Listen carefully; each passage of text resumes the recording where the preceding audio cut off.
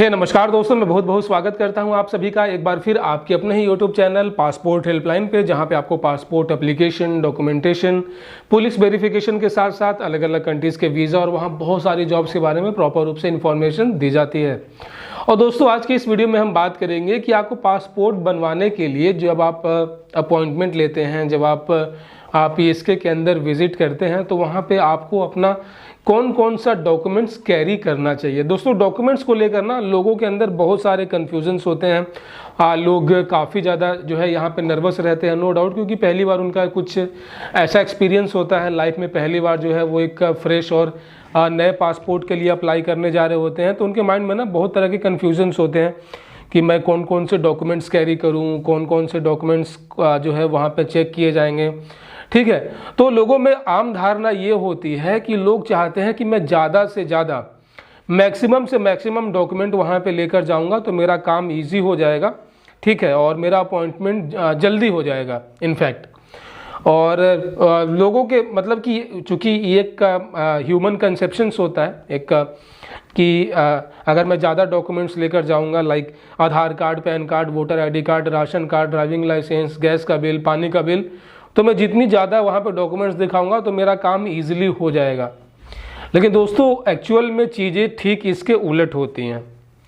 ठीक है, मतलब मेरे कहने का मतलब ये है कि आप जितना ज़्यादा डॉक्यूमेंट्स कैरी करेंगे, उतना ज़्यादा उन डॉक्यूमेंट्स के अंदर जो इन्फॉर्मेशंस होती हैं उनके मिसमैच होने की संभावनाएँ बढ़ेंगी।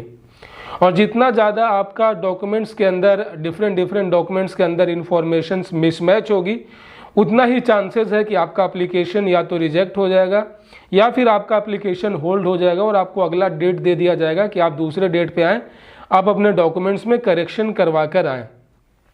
अब आप यहाँ पे सोच रहे होंगे कि यहाँ पे इंफॉर्मेशन मिसमैच का मतलब क्या है। दोस्तों, इंफॉर्मेशन मिसमैच होने का मतलब ये है कि आपका दो ID पे दो अलग अलग इंफॉर्मेशंस हैं। लाइक फॉर एग्जाम्पल कि आप अपने साथ अपना आधार कार्ड ले गए, ठीक है, और उसके साथ साथ आप अपना पैन कार्ड भी ले गए। अब चक्कर ये हुआ कि आपके आधार कार्ड पे जो आपका डेट ऑफ बर्थ है और जो आपके पैन कार्ड पे जो आपका डेट ऑफ बर्थ है वो आपस में मैच नहीं हो रहा है। आधार कार्ड पे आपका जो डेट ऑफ बर्थ है वो 15 अगस्त 2022 है, फॉर एग्जांपल। ठीक है, मैं 2022 तो नहीं मानूंगा, फिर भी मान लेते हैं। वही आपका आधार कार्ड पे जो है 16 अगस्त 2022 है। तो यहाँ पे इंफॉर्मेशन तो मिसमैच हो गया। अब यहाँ पे सेम एक ही बंदे का दो डेट ऑफ बर्थ तो हो नहीं सकता। अब चूंकि दो अलग अलग डॉक्यूमेंट में दो अलग अलग डेट ऑफ बर्थ हैं, तो ये वहाँ पे एक्सेप्ट तो होगा नहीं, क्योंकि उनका जो कंप्यूटर है, उनका जो सिस्टम है, वो इसको एंट्री नहीं ले पाएगा। तो ऐसे में क्या होगा कि आपका जो है डॉक्यूमेंट्स मिसमैच होने के कारण आपके एप्लीकेशन को वहीं पे एट ए टाइम होल्ड कर दिया जाएगा और आपको जो है आपके एप्लीकेशन को आगे कंसीडर नहीं किया जाएगा। वही दोस्तों, अगर आप सिर्फ और सिर्फ एक सिंगल डॉक्यूमेंट लेकर जाते, सिर्फ और सिर्फ एक आधार कार्ड लेकर जाते, ठीक है, अगर वहां पे 15 अगस्त की जगह 16 अगस्त रहता तब भी वहां पे कोई दिक्कत नहीं होता, क्योंकि आपने केवल एक ही डॉक्यूमेंट ले गए हैं। कहने का समझो, अगर आपका नाम श्याम है, मान लो आपका नाम घर वाले श्याम नाम से आपको बुलाते हैं, लेकिन आधार कार्ड पे आपका नाम राम है, तो दोस्तों भले ही आप दुनिया की नज़र में आप श्याम हैं, लेकिन जो आधार कार्ड है वो एक सरकारी दस्तावेज है। और जो भी सरकारी दस्तावेज पे जो नाम होता है, वास्तव में उस व्यक्ति का नाम वही होता है। जो भी सरकारी योजनाएं होंगी, जो भी सरकारी दस्तावेज होंगे, जो भी सरकारी लाभ आपको मिलेगा, वो आपके उसी नाम से मिलेगा। इससे कोई मतलब नहीं है कि आपका एक्चुअल नाम क्या है। ठीक है, तो मेरे कहने का मतलब ये है कि ज़्यादा से ज़्यादा डॉक्यूमेंट आप कैरी करेंगे तो ज़्यादा से ज़्यादा जो है चीज़ें मिसमैच हो जाती हैं। मैंने अक्सर देखा है कि लोगों का जो वोटर ID कार्ड होता है, वहाँ पे जो है उनके एड्रेस में मतलब कि 100 में से 99 लोगों का जो है एड्रेस कुछ न कुछ गलत हो जाता है।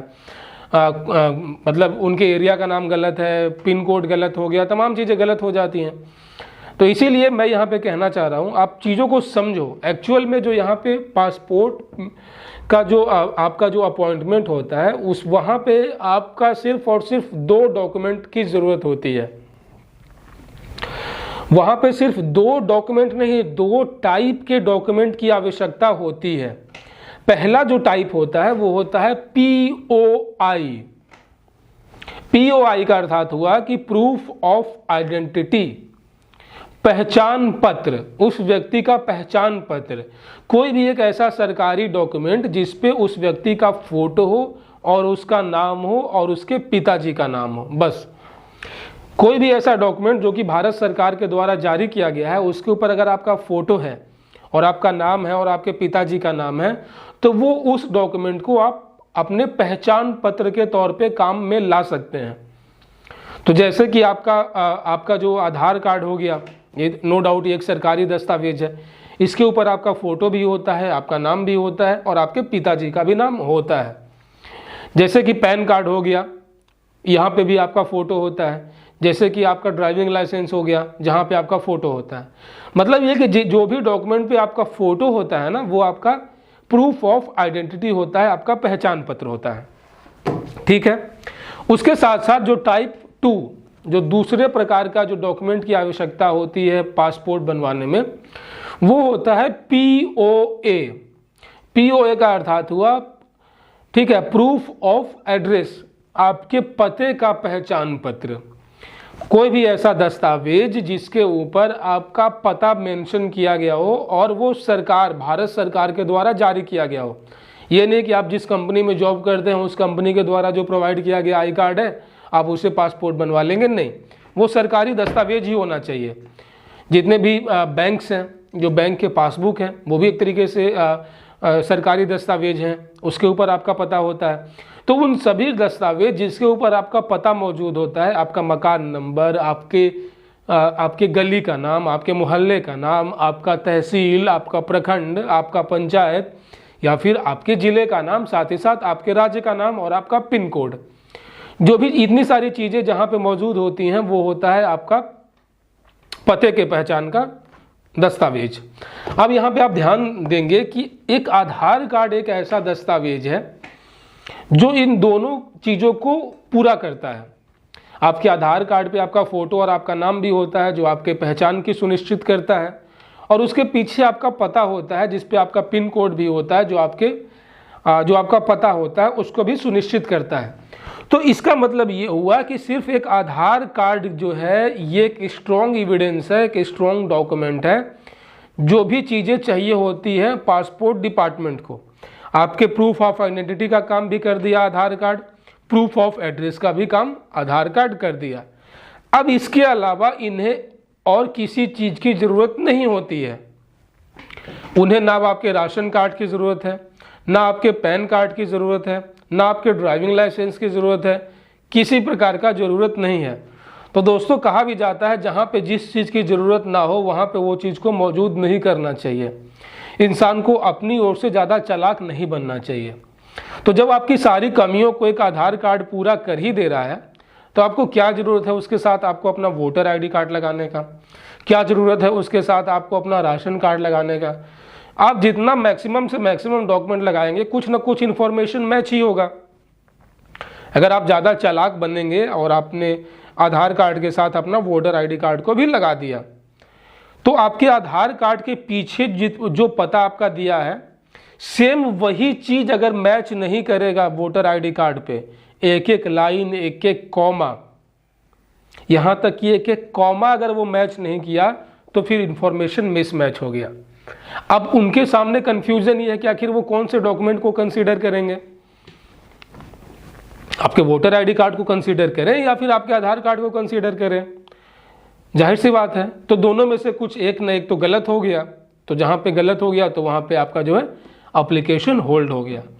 इसीलिए दोस्तों मैं यहाँ पे बार बार रिपीट करता हूँ, मैंने प्रीवियस बहुत सारे वीडियोज़ में बताया भी है कि अगर आप PSK के अंदर अगर आप अपने पासपोर्ट अपॉइंटमेंट के लिए जा रहे हैं ना, तो वहाँ पे आपको डॉक्यूमेंट कलेक्ट करके ले जाएं, बहुत अच्छी बात है, लेकिन आप मेक श्योर करें कि आपके सभी डॉक्यूमेंट पे, जितने भी डॉक्यूमेंट आप लेकर जा रहे हैं, उन सभी पे आपके नाम, एक एक नाम का स्पेलिंग, आपका सरनेम, आपका date of birth, date of month, date of year, आपका फादर नेम, आपका मदर नेम, और पीछे जो आपका पता है वो एक एक हाउस नंबर, फ्लोर, एरिया का नाम, कॉलोनी नेम, प्रखंड, गांव, डिस्ट्रिक्ट, पिन कोड, एक एक चीज़ मैच करना चाहिए। अगर चीज़ें आपस में मैच कर रही हैं तो नो डाउट आप ले जाएं, कोई इससे कुछ नुकसान नहीं है। लेकिन अगर मैच नहीं कर रही है ना तो मत लेकर जाओ। इससे मैंने देखा है बहुत सारे लोगों के एप्लीकेशन होल्ड हो रहे हैं, बहुत सारे लोगों को दौड़ना पड़ता है और ज़्यादा स्मार्ट बनने के चक्कर में उनको अपना कीमती वक्त और साथ साथ अपना कीमती पैसा भी गंवाना पड़ता है। सो दोस्तों, आशा और उम्मीद करता हूँ ना कि इस वीडियो से आप समझ चुके होंगे कि maximum the document you collect, the maximum of chances of rejection you can get. ठीक है, तो कम से कम डॉक्यूमेंट लेकर जाएं, सिर्फ कारागार डॉक्यूमेंट लेकर जाएं और अपने पासपोर्ट के अपॉइंटमेंट को बहुत ही ईजिली और बहुत ही आसानी से वहाँ पे करवाएं। तो दोस्तों, बार बार मिलने के लिए आप हमारे चैनल पासपोर्ट हेल्पलाइन को सब्सक्राइब कर सकते हैं, साथ ही साथ नोटिफिकेशन बेल भी ऑन कर सकते हैं ताकि अगली बार जब मैं कोई नया और लेटेस्ट वीडियो लेकर आऊँ तो आप उसे मिस ना कर सकें। और अपना बहुत सारा ख्याल रखिए। मिलते हैं किसी और वीडियो में। जय हिंद।